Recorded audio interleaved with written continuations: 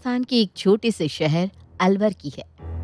एक सुबह अलवर के मोहन नगर कॉलोनी में रहने वाली नेहा शर्मा की डेड बॉडी शहर से दूर एक सुनसान सड़क के किनारे पड़ी हुई मिली। नेहा की बॉडी मिलते ही पुलिस ने नेहा के पास से मिले उसके मोबाइल फोन से आखिरी बार डायल किए नंबर पर कॉल किया। ये नंबर तो बंद आ रहा है। सर दूसरे नंबर पर ट्राई करते हैं। इंस्पेक्टर ने नेहा के मोबाइल में सेव अजय नाम के एक नंबर पर कॉल किया। हेलो, कौन बोल रहा है? मैं इंस्पेक्टर चौधरी बोल रहा हूँ। ये नेहा कौन है? जी सर, नेहा मेरी भाभी, मेरे बड़े भाई की पत्नी का नाम है सर जी। आप जल्दी से पुलिस स्टेशन आ जाइए। लेकिन हुआ क्या है सर? नेहा की बॉडी मिली है यहाँ सड़क के किनारे। किसी ने गला काटकर आपकी भाभी नेहा का मर्डर कर दिया है। ये बात सुनते ही अजय बुरी तरह से घबरा गया। उसने अगले ही पल अपने मोबाइल से अपने बड़े भाई दीपेश को कॉल लगाया, लेकिन दीपेश का मोबाइल स्विच ऑफ आ रहा था। अजय ने अपनी पत्नी निशा को कॉल किया, लेकिन उसका भी फोन स्विच ऑफ आ रहा था। किसी अनहोनी की आशंका के चलते अजय पुलिस स्टेशन पहुंचा। सर, मेरा बड़ा भाई दीपेश और मेरी पत्नी निशा वो फोन नहीं उठा रहे हैं सर। देखिए, आप आराम से बैठिए और हमें पूरी बात बताइए। वैसे आप इनके साथ क्यों नहीं गए? कहीं ऐसा तो नहीं कि आपने ही ये सब करवाया हो? ये आप क्या कह रहे हैं सर? अगर मैं गलत कह रहा हूँ तो तुम ये बताओ कि तुम अपने परिवार के कुलदेवी मंदिर क्यों नहीं गए? क्योंकि मेरी और मेरे भाई की दुकान है सर। आज दुकान पर सामान आने वाला था और इसीलिए किसी एक का रुकना जरूरी था। ठीक है, आपके परिवार का किसी से झगड़ा, कोई पुरानी दुश्मनी? नहीं सर, ऐसा तो कुछ भी नहीं था। इंस्पेक्टर चौधरी इस केस की इन्वेस्टिगेशन शुरू करता है। दीपेश और निशा अभी तक गायब थे। उन्हें गायब हुए पूरे 2 दिन हो चुके थे। पुलिस ने उनके मोबाइल की लास्ट लोकेशन ट्रेस करने की कोशिश की तो पता चला कि आखिरी बार निशा और दीपेश का मोबाइल उसी जगह पर बंद हुआ था जहां पर नेहा की लाश मिली थी। इंस्पेक्टर चौधरी एक बार फिर से उस जगह की जांच पड़ताल करने के लिए पहुंचा। इस बार पुलिस की टीम एक एक कोने की बारीकी से जांच कर रही थी। तभी कांस्टेबल चंद्र प्रकाश ने इंस्पेक्टर चौधरी को आवाज लगाई। सर यहाँ आइए, ये देखिए। इंस्पेक्टर चौधरी जब उस जगह पहुंचा तो देखा वहां एक और लड़की की बॉडी थी। ये कोई और नहीं, निशा ही थी। एक ही परिवार की 2 बहुओं की इस तरह एक साथ हत्या की गुत्थी समझ में नहीं आ रही थी। और दीपेश अभी तक गायब था। निशा की बॉडी मिलने के बाद पुलिस को ये मामला हत्या और लूटपाट का लगा, क्योंकि इन तीनों की कार और सामान सब कुछ गायब था। लेकिन सवाल ये भी था कि अगर दीपेश की भी हत्या हो चुकी थी तो फिर वो था कहाँ? ये दीपेश कहाँ जा सकता है? वही समझ नहीं आ रहा सर जी। दोनों लड़कियों को यह एक जगह मारा गया है और आदमी गायब है। ऐसा कैसे? तभी अचानक से पुलिस स्टेशन में पुलिस के पास एक कॉल आता है और पता चलता है कि दीपेश की कार को एक दिन पहले अनवर से कुछ दूर एक गांव में देखा गया है।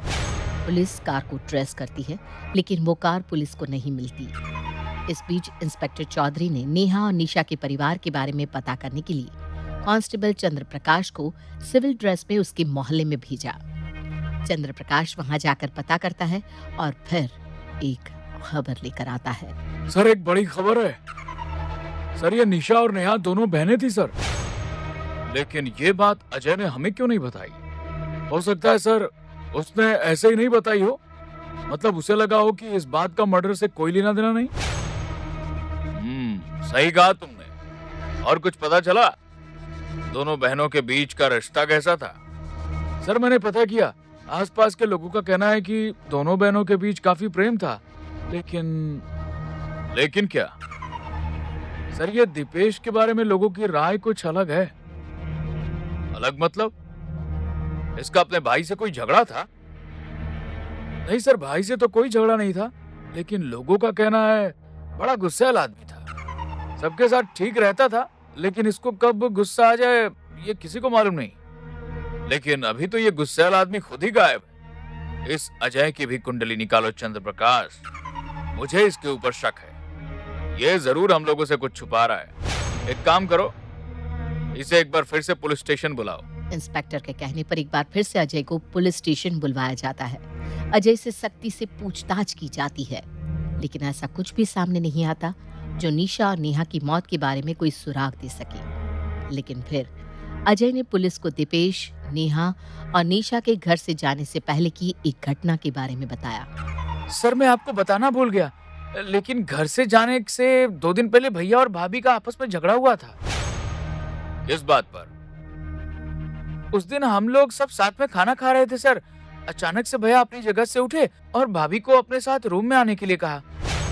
उसके बाद उनके रूम से उन दोनों के झगड़ा करने की आवाजें आने लगी।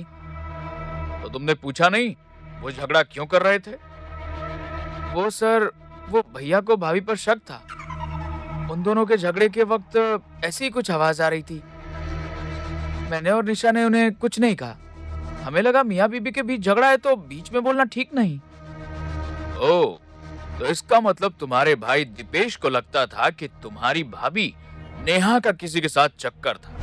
लेकिन अगर इस वजह से दीपेश ने नेहा को मारा होता तो निशा का खून किसने किया?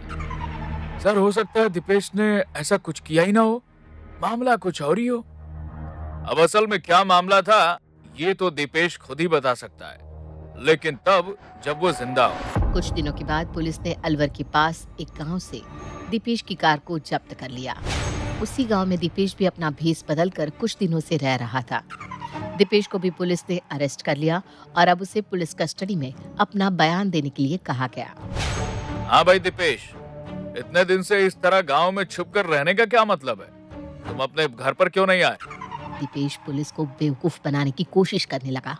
सर वो गुंडों ने हमें रास्ते में पकड़ लिया और निशा और नेहा को मार दिया, फिर सामान भी छीन लिया।